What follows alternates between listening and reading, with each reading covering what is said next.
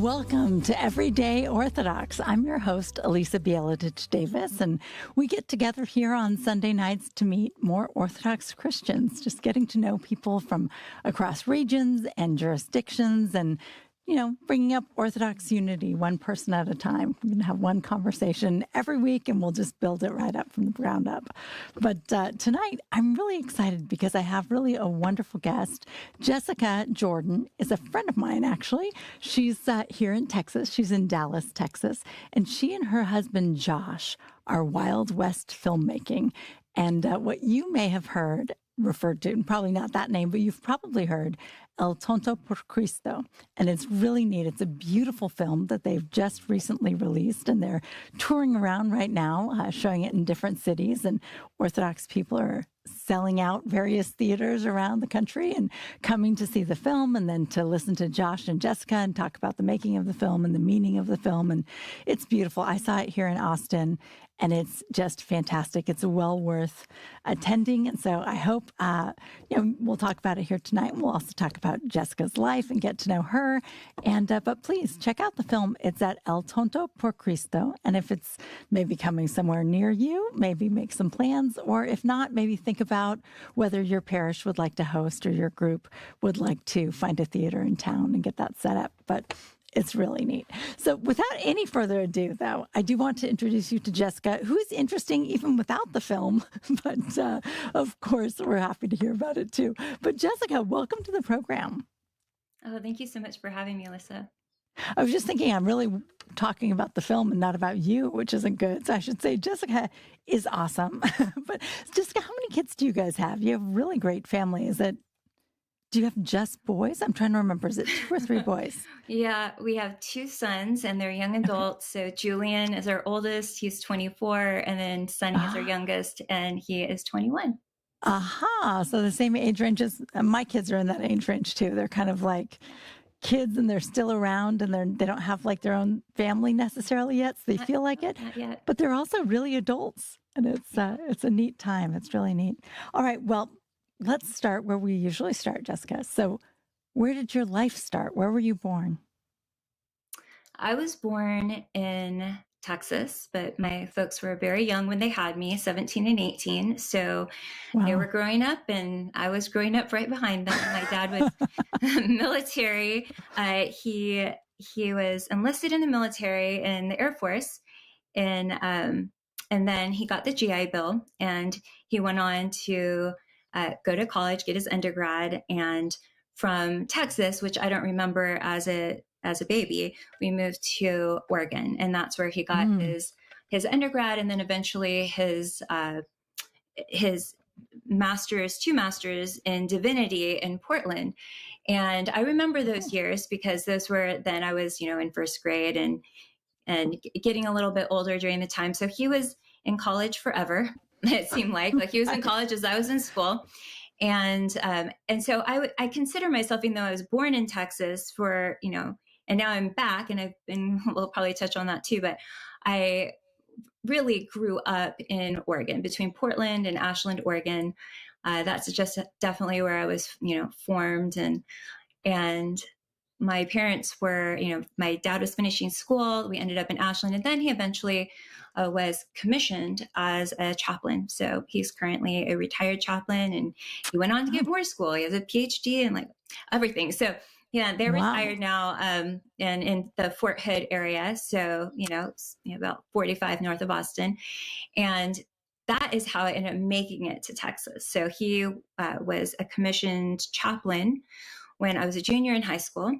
And we ended up moving, and I had never been to Texas. All I knew was that side of the world, the West Coast, Pacific Northwest. So Oregon, Washington, we'd vacation in Colorado, California. So I thought the whole world looked like that. And then,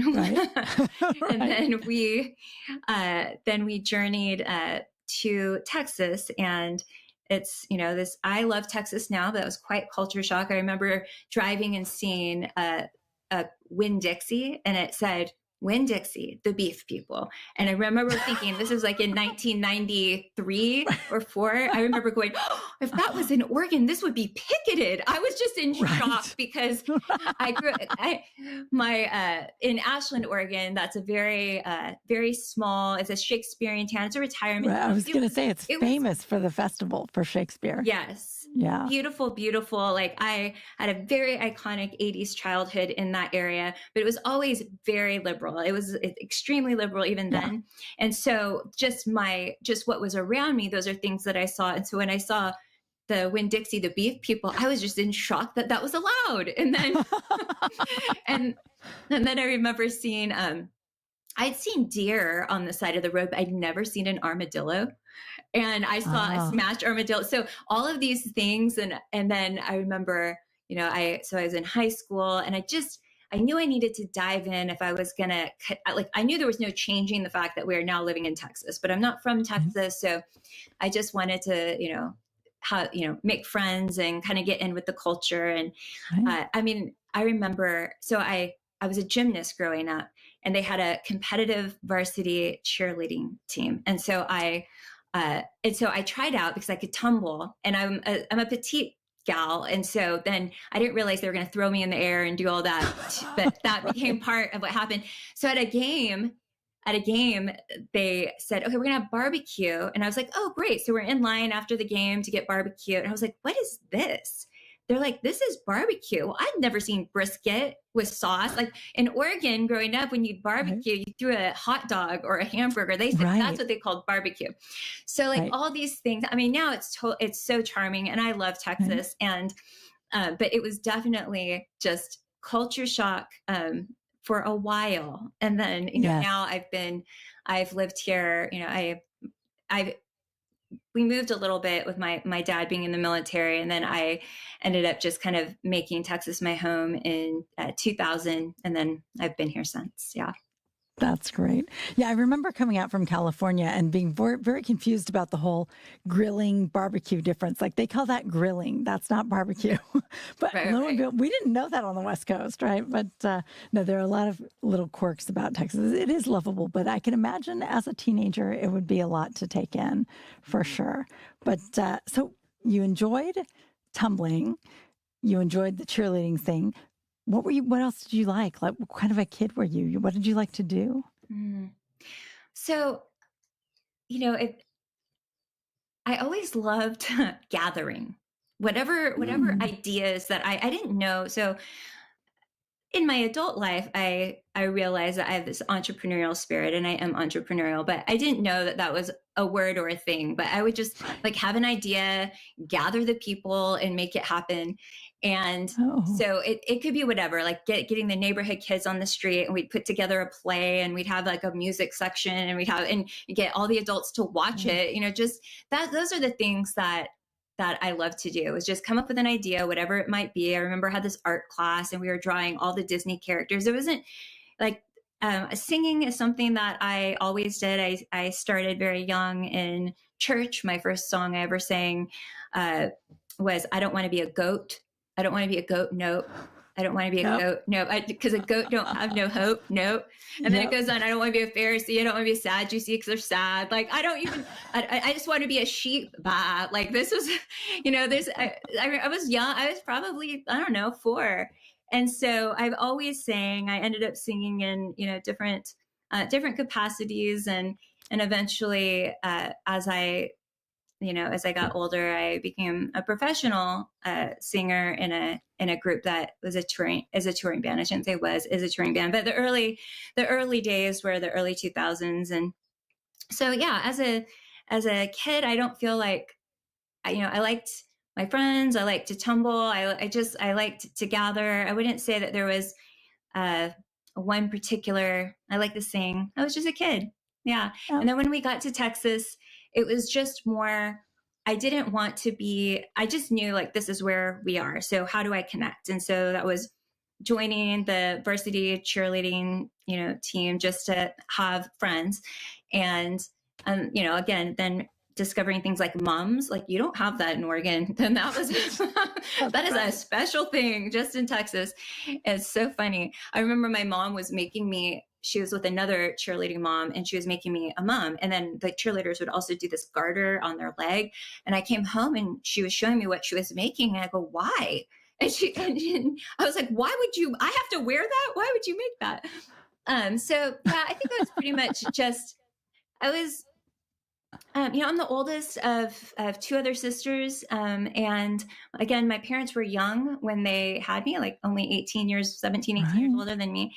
And so, and this is pre-technology. So I just feel like I was in this place of self-discovery and kind of, I had a good childhood, a safe childhood, but very sheltered, very, very sheltered. And and then as the oldest, you're always kind of the one that's breaking the new ground and trying the new things and figuring things out. So that's, my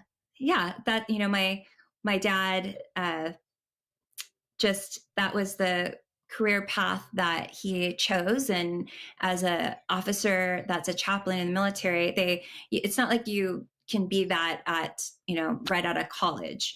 You have to be older to be a chaplain because there's a lot of mentoring, counseling, things of that nature.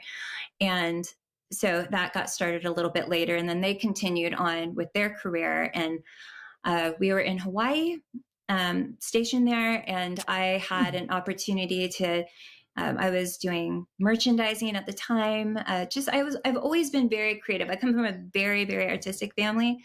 And so I just kind of had a knack for that. Ended up in Dallas with a job transfer fairly young. That's where I ended up meeting my husband, which is a whole interesting story, in Dallas. When I moved for that job, it was shortly after.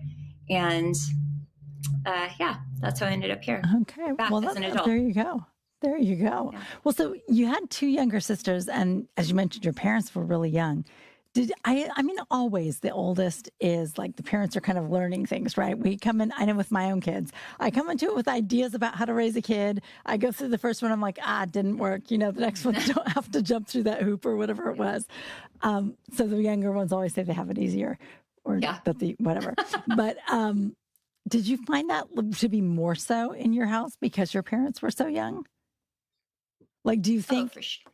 Is it the same everywhere? Or do you think, no, it's probably more so when you're 17 and you're trying to work it out, right? Yeah. I definitely feel like you're kind of the guinea pig child for sure. And I also know that, they did the best with the information they had at the time. And, I'm grateful for my upbringing. My upbringing gave me a foundation in Christ, and while there's a lot of things that I had to unpack just from that comes with, part of the traditions that we were part of, I am great, even I'm kind of jumping ahead, but even at the point of near our inquiring and conversion, I remember saying, it felt like a choose your own adventure chapter. I just remember saying, okay, I am not ready to throw away Christ, but I do not know where his church is. Like that was, and I really didn't. I knew there was a Catholic church. I knew that I remember saying like, they do those things. I didn't know it was like sacraments, but I was like, they do those things for a reason. Like I knew there was something older. I knew that there was something that was true. I didn't know how to get there, but my foundation growing up is what, I knew I couldn't throw away Christ. I just wasn't sure that I had found his church. Yeah. Right. And I remember that feeling myself, sort of coming into Orthodoxy, you're looking around trying to find the right place, but truly so grateful for the fact that I already knew for sure that, Christ was God, that this is the way to go, that it wasn't like you may be looking for something, but you're not seeking out of nowhere, right? It's beautiful to be anchored like that. It's very lucky. So what kind of a church were you attending as a kid? My parents, we went to a couple different, early on, it was more of a fundamental Bible church. And that's where I learned a lot of just, the stories that were told on a felt board. And I have great memories of that. And then as we got older, they joined the Vineyard Christian Fellowship movement. So more of a charismatic church. And that is what I primarily remember. So a non-denominational charismatic, charismatic church. And that's how we grew up. And then when I did end up, making my way back to Dallas, and then I met my husband, we got married. And whenever we were wanting, it is kind of, when you're a little bit older sometimes and you have your first child, you're like, okay, I need to lock in here, Yeah. And so we had joined a church that felt similar to the Vineyard. It wasn't the Vineyard. And there, just through a series of things that had happened that were just sad. They were like really human, and just, but also I just knew that there was more. And I'm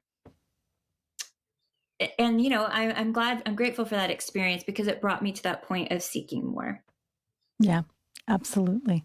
But, and it is true, like when there are, we're all human. There's always going to be human flaws also in an Orthodox church. But it is interesting that it does feel different when you don't have like a church establishment around it, right? That the one person or the few people seem so much more integral to the identity of the church. And it makes a very big difference, I think.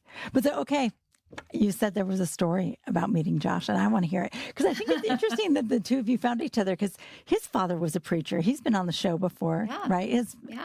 So that was a crazy story. It was great. He shocked me. I was like, "You're kidding me! You're traveling tent revivals? That's amazing!" Yeah. But guys, look up Josh Jordan. He is Jessica's husband, and he's actually interviewed before El Tonto por Cristo is filmed. So he talks kind of about the formation of the film and the idea, and then now we get the fruition at the other end, closing the loop. But that's interesting to me that you both kind of have that history of having fathers who are, a chaplain or a preacher who care so deeply about the faith and would have a career in ministering. Yeah, and it's wild. So I moved to Dallas. Again, pre-smartphones, and I moved myself from Hawaii, shipped my car. I'd never lived in Dallas, found an apartment. I don't even know how I did that. I was 21, and I was working I was doing merchandising for Gap, and there's this gal, and she was my assistant, and she said, "Hey, do you want to go out? I've got these friends. They're very cool. One just got off of road rules." Now, during that time, when you're 21 in that era, you're watching MTV. There's not a lot of things to watch or do if you don't have friends, you're not established. And so I had seen that episode, and I'd seen this one guy, his name's Josh actually as well, but he was from Dallas. And so I remember being like, "Oh, this is so interesting," because I'm living here. And he was and she's like, "Yeah, I'm friends with this person, and he's got this really great group of friends." And so I was like, "Sure, I don't have any friends here, so let's go out." I didn't even know what going out really meant, because I just was so sheltered. I had lived at home, and then I lived on my own. And so what going out, I thought, what does that mean? So in Dallas, there's a place called Club Clearview, and it's no longer there, but in Deep Ellum, it was this venue that had it was almost like a club, but had 4 different spaces in one. So there was a bar that had an art bar. Then there was a music venue. So bands might play really, really big venues. And then you might see somebody that, you were seeing on this massive stage, but in this small venue. So super special. So it had these 4 different, it was very neat. And so we end up going there, and I go, "Oh, your friends, aren't they here?" And she hides. I go, "You don't know them?" And so apparently she'd messaged and chatted, but didn't really know them. And I was like, "Oh my gosh." And so part of that group was my now husband, Josh. So he seemed, I'm 5'2", I'm fairly short. He's fairly tall. And I remember seeing him, and he seemed like the life of the party. He was talking, he was doing something with his hands, and everyone's laughing. And I was like, that person seems fun. And so this is how I ended up meeting my husband was, so this group of people that she didn't really know, we all ended up kind of closing down the space. Again, we're 21 and 21, 20, I think I might've been 22 at the time. And we're walking outside and then there's some weird drama happening and I scooted over because I can't do that.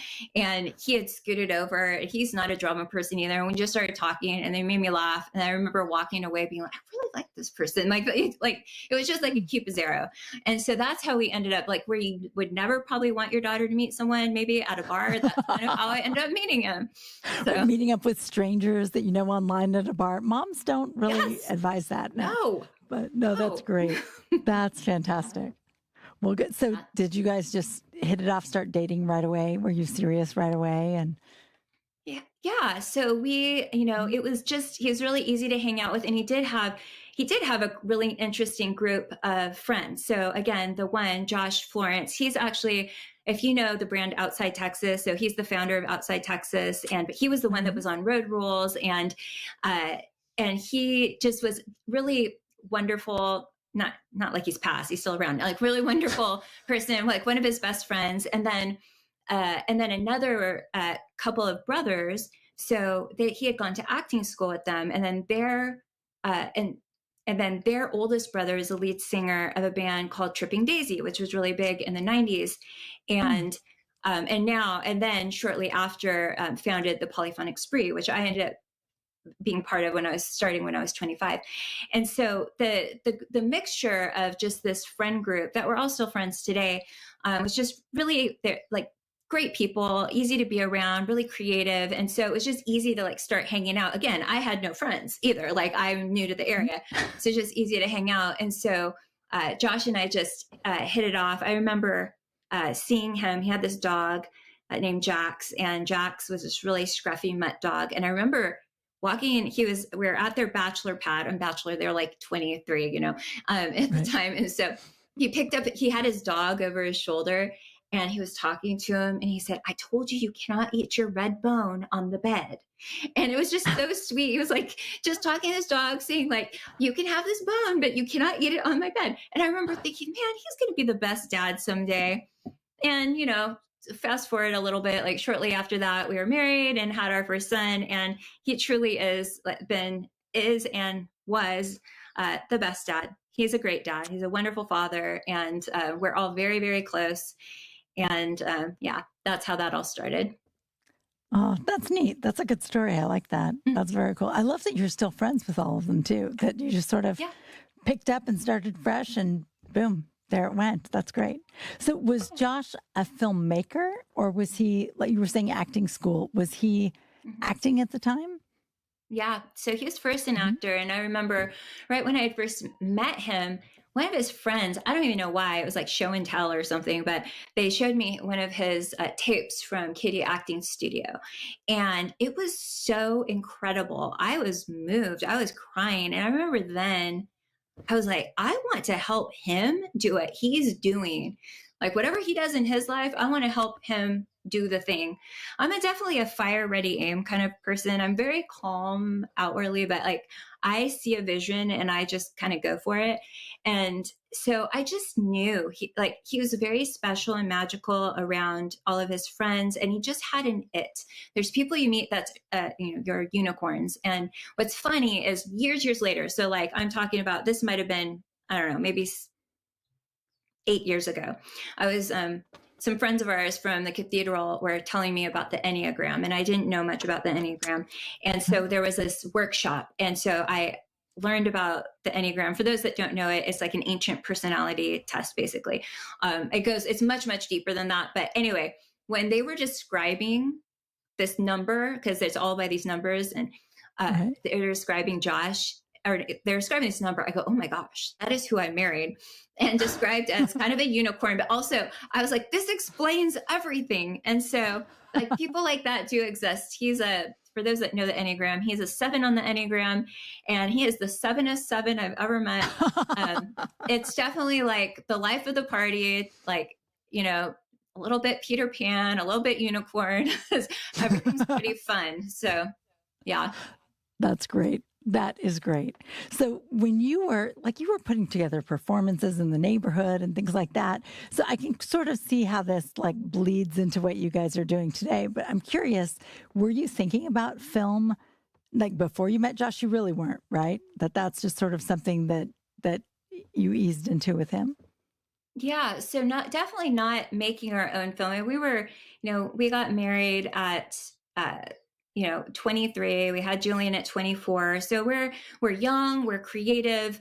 It's very interesting. And then like at 25, I get invited to be part of the Polyphonic Spree. We start touring the world, like opening for David Bowie, like doing really, we're on Disney's label. We're doing really big things. So it seemed like that trajectory was something, Josh ended up, he did commercial work. He would do acting like here in Dallas.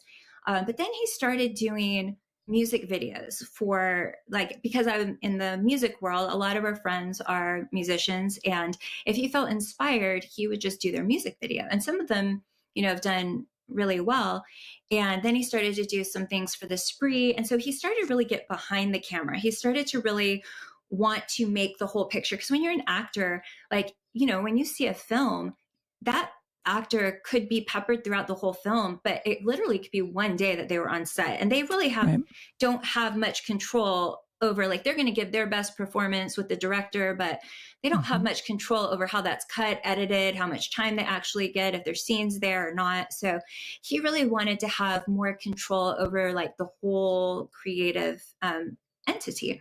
And so he started to do music videos. Then he did his first short film, and that went on to win a number of awards. And then it was, I think I've just always been, and I'm kind of this way in anything I believe in. So for sure my family, because they're closest to me, but if I believe in something, I really want to help it happen. And so, he was scrolling through. So this would happen when our boys were young. Be like, okay, let's settle in, pour a glass of wine, watch a movie. So sometimes we sit there for an hour as he's watching trailers. I'm like, I'm tired now. We're done. This would have been a whole movie or almost a whole movie. And so I go, what is it you want to watch? And he goes, I can't find it. And so that's how the first film I got made. Because I said, well, why don't you just make it? And that's how our first feature film, This World Won't Break, was birthed. And that went on to do well. It won numerous awards across the globe.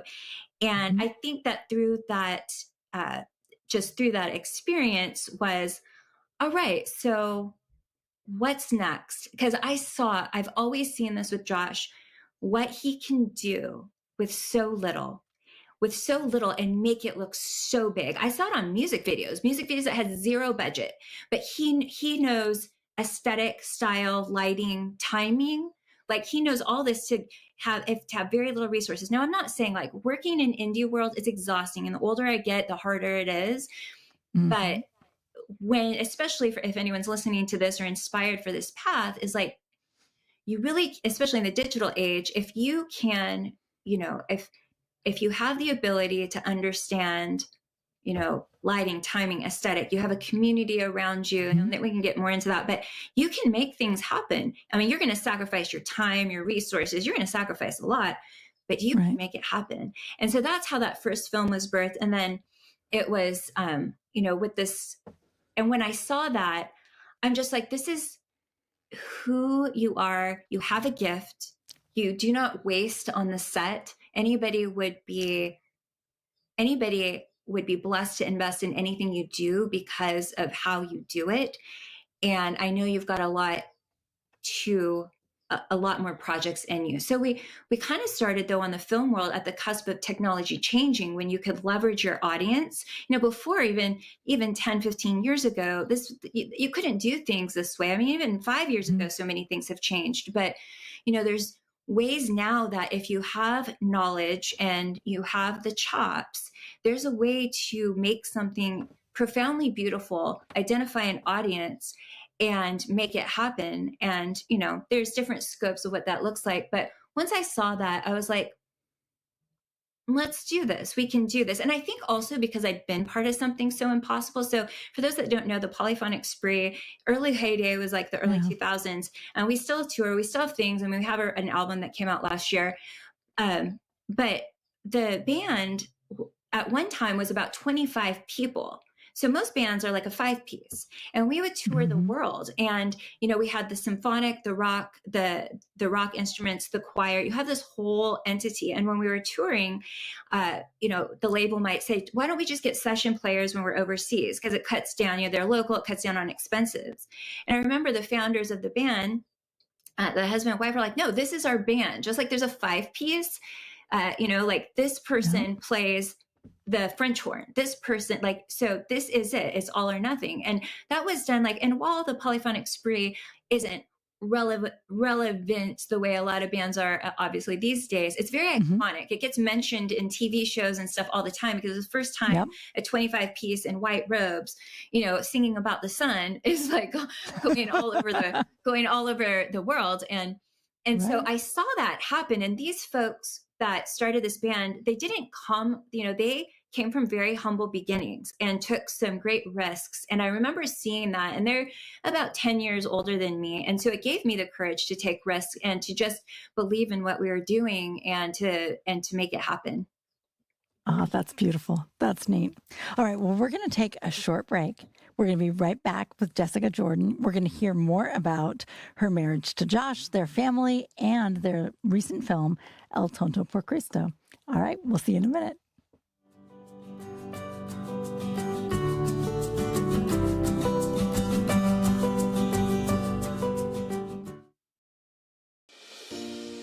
Hi, this is Genevieve, the Director of Development at Ancient Faith Ministries. I want to wish you all a warm and spiritually nourishing Christmas season. As we journey through the sacred Nativity fast towards the birth of Christ, I pray you are filled with hope, awaiting the light of the world. Throughout history, Christians have understood that the light we receive is meant to be shared with others as a gift. St. Nicholas secretly brought hope to families in need, and St. Lucia demonstrated how we can be light bearers in a world of darkness. Here at Ancient Faith, we are honored to edify, evangelize, educate, and engage countless seekers, believers, and those hungry for spiritual nourishment. Every donation, no matter how modest, becomes a light that we pass forward to our listeners. As you prepare for the Nativity, would you consider giving the gift of light to Ancient Faith? Your gift, whether 25, 50, or 100, joins with the offerings of countless others to ensure that Christ's light continues to be lit and shared. Please visit ancientfaith.com and click support on the top menu. Together we are light bearers. Together we prepare the way of the Lord.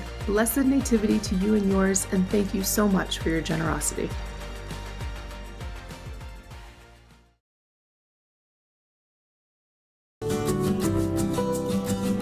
Welcome back to Everyday Orthodox. We're here tonight with Jessica Jordan, and we've been talking about all sorts of things, her career with the Polyphonic Spree and the filmmaking that she and Josh have done.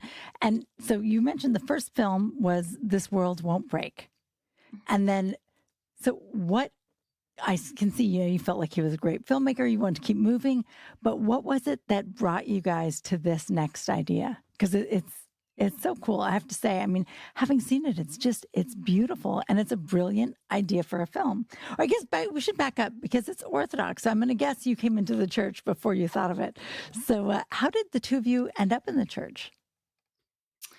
Yeah, so I had kind of mentioned earlier that there was a few things in the church that we had been part of that I was ready to stop going. And we did for a while. But I wasn't ready to throw away Christ. I just was not sure where to find the church. And it felt like when I had said that out loud, almost like, in a storybook, it was shortly after that I went to go visit my sister in Southern Oregon. I hadn't met her son yet, my nephew, and so I was visiting there. And we were both my youngest sister and I were struggling. We're kind of in the same place. Well, I didn't know at the time that my brother-in-law was an inquirer at St. Gabriel's in Ashland, Oregon at the time. They're now in Talent, Oregon. And so I was just visiting, and in the evenings we would have Jameson and ginger beer. It was we would have these long talks. And I love my brother Dan, or my brother-in-law Dan. He's wonderful. And he is actually a Waldorf teacher. I've seen him teach before. He was doing that in many capacities. He's a reader in the Orthodox Church now, but he was in choir then. And so we started to talk, and we were having conversations about faith, and I would ask him questions. And one of the things I've seen him, he did it with me, and I've seen him do it across all the different ways that he has taught in different capacities. He never told me anything. He would talk with me and kind of present some ideas. And over 3 days' time of having these late night after the baby was in bed conversations with Jameson and Ginger Beer, I had all of the questions that a Protestant, like, what about Mary? Like, all, everyone's gonna, these questions. I go, wow, I think I want to do this. And my sister goes, yeah, I think I want to do this too. And so, and so I ended up, I was on the phone with my husband, with Josh, telling him everything that I'd heard in these 3 days of just conversation. And then when I got back home, I put on Facebook, like anybody would do, is, hey, does anyone know anything about the Orthodox Church in America? And then I was tagged with all these people that I was connected to in some degree or another, and which led us to St. Seraphim Cathedral. And it took me a second to go because I knew it was going to be very different. And I just one day, we've been Orthodox 12 years now, but I just one day, I said, okay, we're going. And I told my boys, I said, this is going to be like going to Indiana Jones Church. Okay. So I was just like, I didn't know another way to explain it to them. They were young. And like, ancient civilizations, get ready for a wild ride. Let's go. Yeah. And that's cool. That's very cool. That's how it started. And we were connected in a few different ways to people that we knew in different capacity. And again, we just kept showing up and having conversation. And I was like, the Inquire class, things were just blowing my mind. But honestly, the things that I was wrestling with were either answered in a way that my heart needed, or they were answered in a way that said, it's a mystery and we don't know. And that was such a relief for me to hear that, oh, thank you, that we don't have to know everything, and so that was just a really beautiful time. And then, we've grown, we live in Dallas proper. So we live right by White Rock Lake, and it's about a 20-minute drive to the cathedral. We've been part of that parish since. So that's how that was the way we got into the church. I was like, this is exactly what my heart was telling me. Like, I knew something existed and I didn't know it was this. And then as far as how, the El Tonto por Cristo came about was, we had done our first film while we were Orthodox at St. Seraphim. And it was really fun to have, we had like everybody come out for, we won the audience award at the Dallas International Film Festival. And it was so fun to have, our priests on the red carpet and Bishop Grossum. And he wasn't a bishop then, but just our parish family. And then also all of our family from like entertainment and we just have a lot of like this interweaving of our worlds together. And so that was really beautiful. And so that actually, this is around 2020. Right before 2020, I should say, I was about to go on tour with Nick Cave, if anyone knows who Nick Cave and the Bad Seeds are. Yeah. And with a small group of us. And so not as an opening, but as part of his show for his Ghost Teen Tour, which is, the Ghost Teen is just a beautiful, and I'd known about it for a year. We had signed this NDA. We're not supposed to tell anybody about what was, hopefully it's okay now. It's been many years. And anyway, but this was, we were learning the music, incredible. Like it was going to start in Portugal. It was going to end in Israel. This whole world tour that was about to happen. And then at the same time, Josh's film was doing this. So it was on the upward trajectory This Won't Break was. And so it seemed like, oh my gosh, everything is happening. Like it's all happening. These worlds are colliding. And my son, our boys had gone to this pretty well-known art school in Dallas, Booker T. Washington, for the performing and visual arts. And Julian he's an editor. He's edited both of our films. He's a filmmaker himself. He's always been extremely gifted in this way. He had some things that were happening, and he was class of 2020.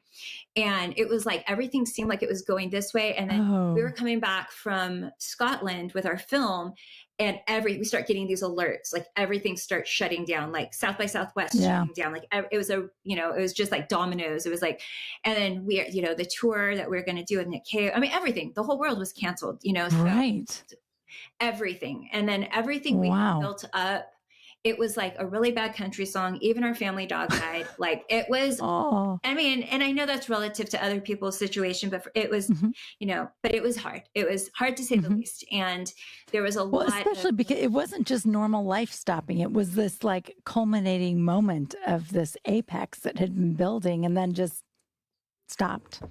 Yeah, it's disappointing. It was a scary time anyway, but that's especially disappointing.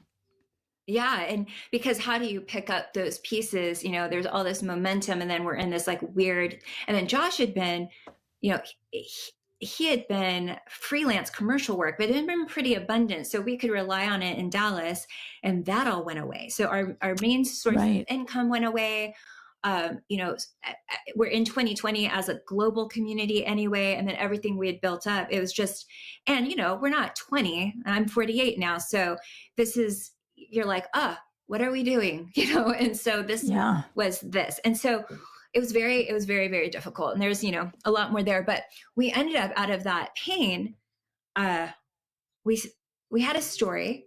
It was birthed right before the 2020, everything became a bad country song, and we had over salsa and gyps, and we had talked about what it might look like to do a film initially inspired by, but not a direct correlation, only the fact that there's a holy fool inspired by the island. But what would it look like for it to be set in Texas? What would it look like to feel actually American and American orthodoxy in Texas? And so I remember we were talking about like Full for Christ. I remember, what is that in Spanish? Because Full for Christ, it just feels like too on the nose. But if we're in Texas, everything's kind of Tex-Mex, and so there's Josh and I both in different capacities worked in restaurants, and so there's Spanglish gets thrown in there, and so that's where we came up with. I was like, El Tonto por Cristo, as it feels foreign, but it's going to be American. It's going to be this Tex-Mex. So we had this working title and this working idea. So during this like really low time, just going, what are we going to do when we grow up? Basically, like our whole livelihoods, everything had changed, and like the band's not touring, like all this stuff. Right. So I had heard about St. John of Shanghai and San Francisco. So we made a pilgrimage to venerate his relics in San Francisco in 2022. And I had a very, very specific list, a letter, like specific, desperate, like I'm just desperate. And we go on a pilgrimage with my sponsor, my godmother, our dear friends, and they go with us. And Josh is, we're there, and it was a wonderful trip. And one of my very specific prayers, because all of the freelance work had gone away, was that there would be a job that for Josh that would be regular and consistent, so we could make this film. This film was another prayer, but like we needed the funding. I mean, this is just a concept at this time. And that it would not take his creative equity. Like it would be something that he could have as a baseline, and then we could be able to make this film, but nothing that was freelance that could come and go. And so it was Bright Monday of that Lent. So we made the pilgrimage during Lent. Bright Monday of that Lent, that we got a phone call, for 2 interviews. That Bright Monday, after nothing, he'd been applying, he'd been doing all sorts of things. It was that Bright Monday after that pilgrimage during Lent, Great Lent, that he had 2 interviews. And then one is the job that he has, even today, that's allowed him to, like, not only with his paid time off, this is how we made the movie.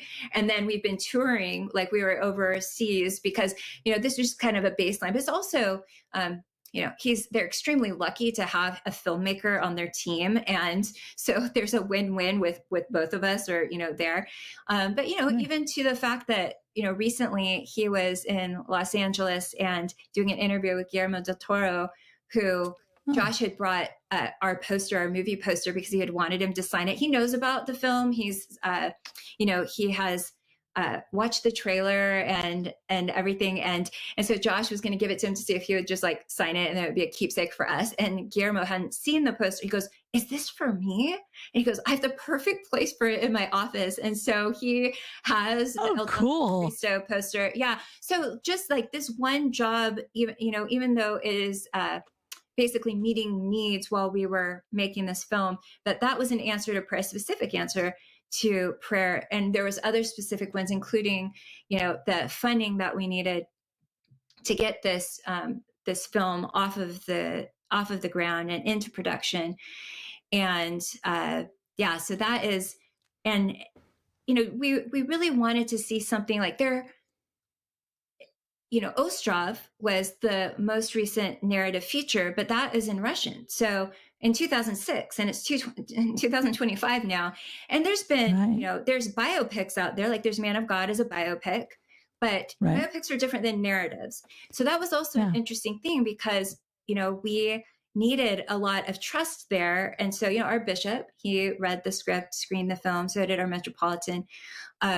We had clergy consult the whole time. Anything that's portrayed with the church we had direction with that. But the reason that we wanted to do this, because we have other scripts, we have other projects. The reason is because coming to this church, and I came from low church, both Josh and I, low church, and coming into the Orthodox Church, there's some incredibly brilliant, intellectual, gifted, like these people, like, well, their width and breadth of knowledge and the languages they speak and all of this. And I mean, I was just like overwhelmed. I thought, how do I catch up? And what do I have that feeling?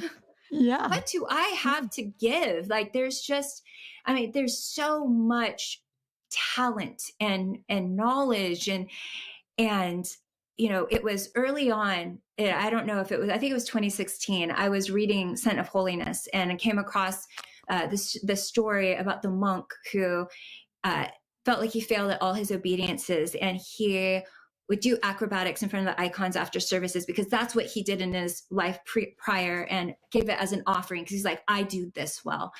And reading that, and then, when the monk that was attending thought that this is very disrespectful, and then got another one to see what was happening and saw Christ come off the icon and bless him. I can't say that story without tearing up every time, because I feel like that monk. I feel like, I'm so scrappy. I'm such an entrepreneur. Like, I'm a fire ready aim. And I know that there's merit there, but I love listening to people that are, they are, they carry these conversations I never could. And I love listening to that, but I also know that I can make things happen that a lot of people don't. So I do know that there's value there, or I'm brave enough, or maybe an idiot enough to do it. I don't know. Naive enough. However, all that to say is that the reason is I felt like, okay, Josh and I'm so profoundly grateful for our faith. What can I give back? What can we give back? And I was like, I know we can give this back. And so that was the motivation behind this film. And it is through the prayers of St. John, of Shanghai, San Francisco, through his intercessions on multiple occasions. There's no reason this film should have even gotten off the ground. And it did. And it's for those of that are, finding this new, it is a different type of film for American audiences. We didn't have to explain this so much in Europe, but it's an art film.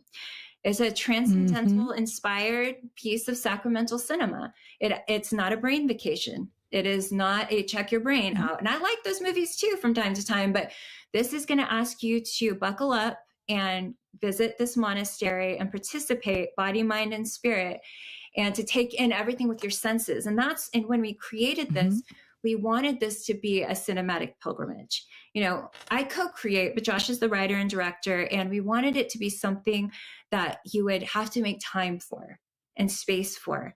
And we also wanted it to be something just like people that tour the cathedral because of the beautiful iconography, or, you know, our choir director is amazing and people come to hear the music and the hymnody, that perhaps, you know, this is just a piece of cinema. It's woven with Orthodox imagination, but you do not have to be Orthodox to appreciate this film, especially if you love cinema.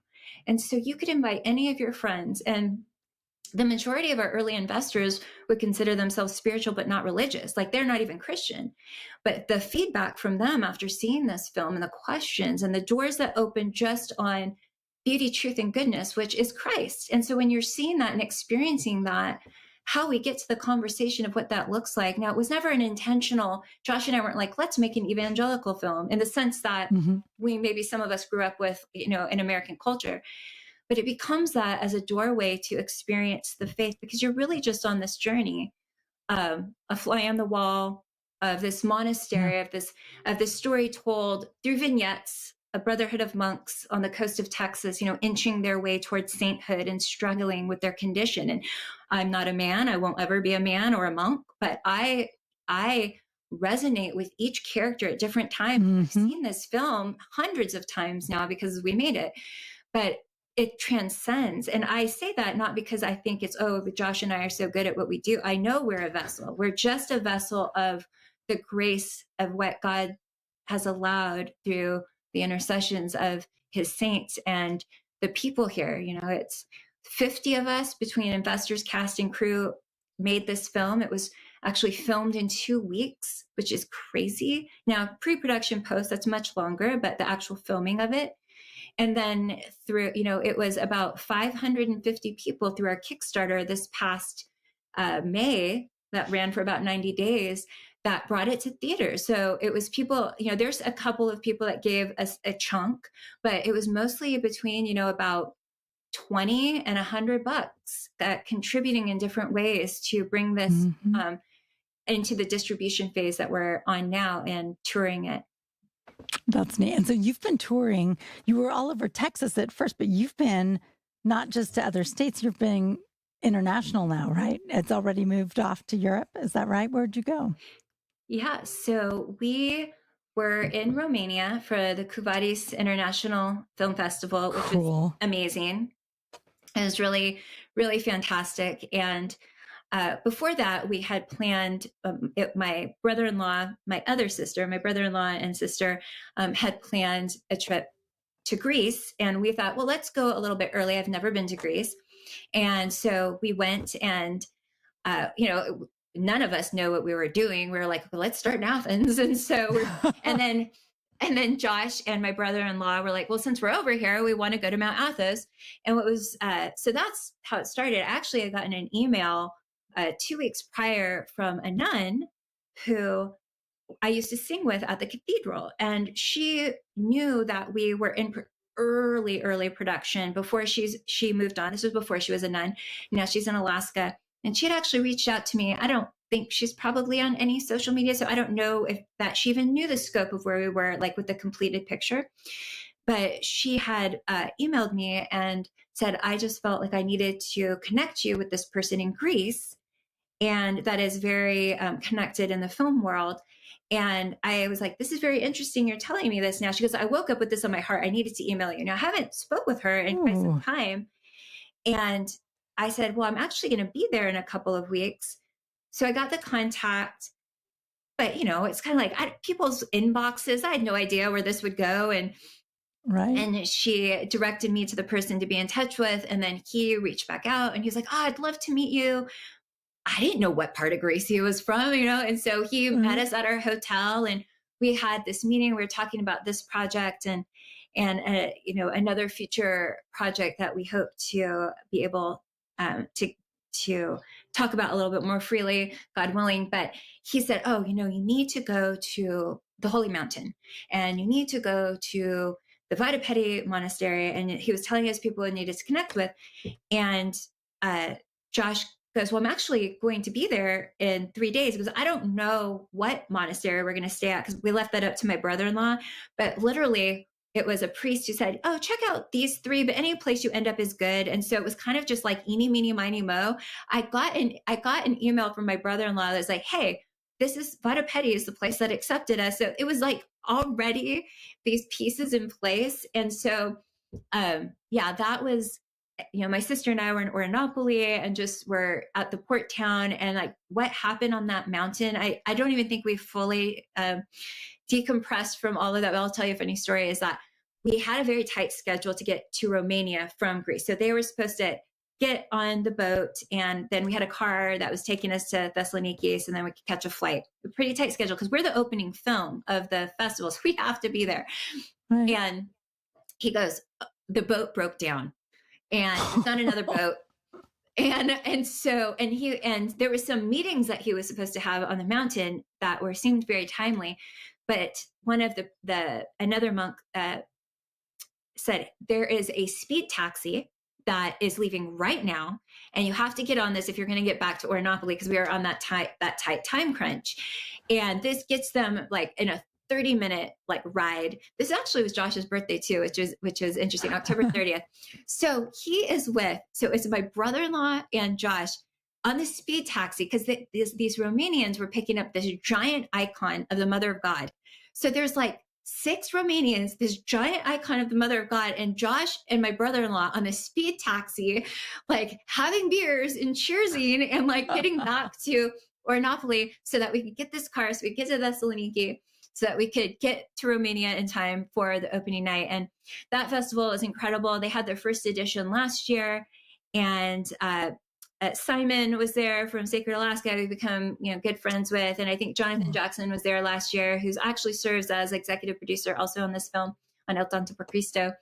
And then this year, Andrei Tchaikovsky Jr. was there, and that was really incredible to just to meet him. And some people that were there at the festival had mentioned El Tonto, because he had come in a couple days. We opened, and he was like, I heard I really need to see this film. And so that was just like this really incredible pinch me moment experience. One of the most lovely parts of the festival for us was our composer was also there, and the music of the film is just incredible. I mean, he took Symmetron, a banjo, the Polyphonic Spree Choir, and the Cathedral Choir of St. Seraphim, and he made this whole incredible score around the film, which can be streamed on Spotify. If people want to stream that for free, they can do that. And they played his music. Now he's scored for like Marvel and for Disney, for Frozen. So these are his bread and butter jobs. But as a composer, to work on something independent that you have a lot of creative freedom, that is, you don't get that much creative freedom on these bigger projects.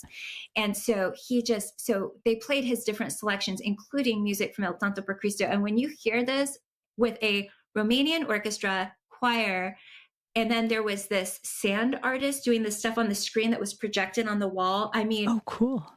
It was just tears. It was absolutely stunning. And I am still thinking, how did this, because 2019 was not so long ago when we were talking about the concepts of the film. And then, well, I know, I mean, through the intercessions of St. John, I have absolutely no doubt. And so that was beautiful. Our priest, Father Theophan Warren, he was out there. And then our choir director, Mr. Reeves, he was there. And then that's so neat. Too. That's beautiful. Well, before we go, though, because we're running out of time, I want to tell our audience, eltontoporcristo.com. You can go to the website to see the whole tour schedule. So you've been moving around to all different cities, and you still have quite a bit of the tour left, right? So if there's someone who's interested in seeing it and they look on the schedule, they may very well find it. And you were saying a lot of people are making this really a cinematic pilgrimage and, driving a couple of hours, going to a city, coming to the show, because it's not just watching a movie, right? Like you come in, you get to see the film, but you're with a group of people who are all excited about it and interested in it. And then there's Q&A afterwards, right? And then everyone's sort of hanging around for a little reception. It's really beautiful. And I think you had mentioned in College Station, everyone went to the same church the next day, or, similar church. You see the people, you have like a little community experience, a real pilgrimage. So that's available to all of you because the tour is still ongoing. And if it's not coming anywhere near you, consider flying, but also maybe it's time to bring it to your city. Who knows? So all those details are on the web, and it's just really a special experience. And Jessica, I really enjoyed it. And I will say I got to see an advance copy right at home on my TV, and I got to go to the theater and see like the whole, everyone together, beautiful Q&A. It's magical. It's really beautiful and amazing to see it together as part of that experience. So I hope that people will be able to make time and to be able to do that because it's well worth it. It's there aren't a lot of pilgrimages in America, so we got to take advantage of the good ones. But Jessica, thank you so much. I really appreciate you coming on the show. And of course, I appreciate your film as well. It's just beautiful. Oh, thank you so much for having me. Enjoy the conversation. It was so nice. Thank you. And thank you to our audience for joining us. And come back next week. We'll meet another Everyday Orthodox Christian. Good night.